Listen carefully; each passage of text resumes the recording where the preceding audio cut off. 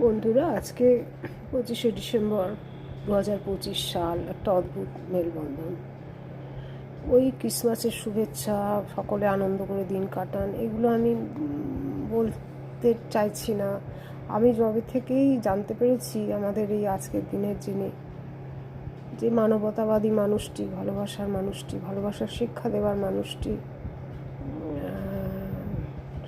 তার যে ভয়ঙ্কর করুণ পরিণতি হয়েছিল, এরকম হিংস্র লেলিহান হিংসায় উন্মত্ত মানুষের দ্বারা, তখন তার সেই পরিণতিটা মনে করলে আজকের দিনটাকে ইচ্ছে করে খুব আনন্দ করে হই করে কেক খেয়ে পার্ক স্ট্রিটে গিয়ে এখানে ওখানে বেরিয়ে। আমি বুঝতে পারি না এর মানে। আমি খুব ছোট্ট থেকে তো সেই প্রাইমারি সেকশন থেকে আমরা এগুলো জানতে পেরেছি। তখন থেকে আমার একটা অদ্ভুত এরকম উল্টো আইডিয়া, আমার ভালো লাগে না 25শে ডিসেম্বর কেন মানুষ সেলিব্রেট করে।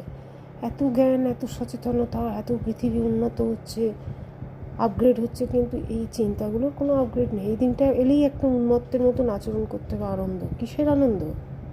এই দিনটা ক্ষমা চাইবার দিন তার কাছে, যে মানুষটার প্রতি এত অন্যায় অবিচার হয়েছিল, যারা করেছিল, ঠেকাতে পারেনি যারা, তাদের মানে আমরা মানুষ হিসেবে সেই মানুষগুলোর জন্য লজ্জা বোধ করি। আমার মনে হয় হায়নাকেও হিংস্রতা এরা ছাড়িয়ে গেছে।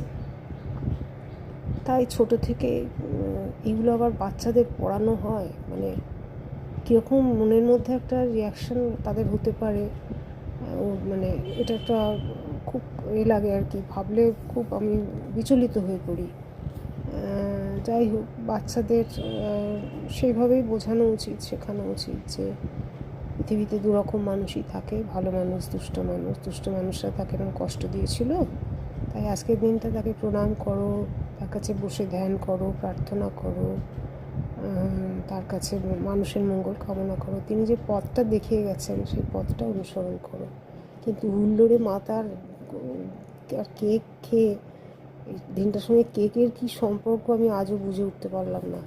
আর বেড়াতে যাওয়ার, আর মানে যত রকমের সেই রাত্রিবেলা হলে তো এখন পার্ক স্ট্রিটে উন্মত্তপনা, ড্রিঙ্কস, এই সমস্ত, মানে আমি ভেবে অবাক হয়ে যাই যে আমাদের নাকি সমাজ খুব এগিয়ে যাচ্ছে, আমরা নাকি খুব উন্নত হচ্ছি, আমাদের নাকি দারুণ অগ্রগতি হচ্ছে। আমার তো মনে হয় আমরা পিছিয়ে হাঁটছি। এই ব্যাপারগুলো যদি একটু তলিয়ে ভাবা যায়, তার কাছে ক্ষমা চাওয়া উচিত সকলের, যে কীরকম করে হারাতে হয়েছিল একটা মানুষকে।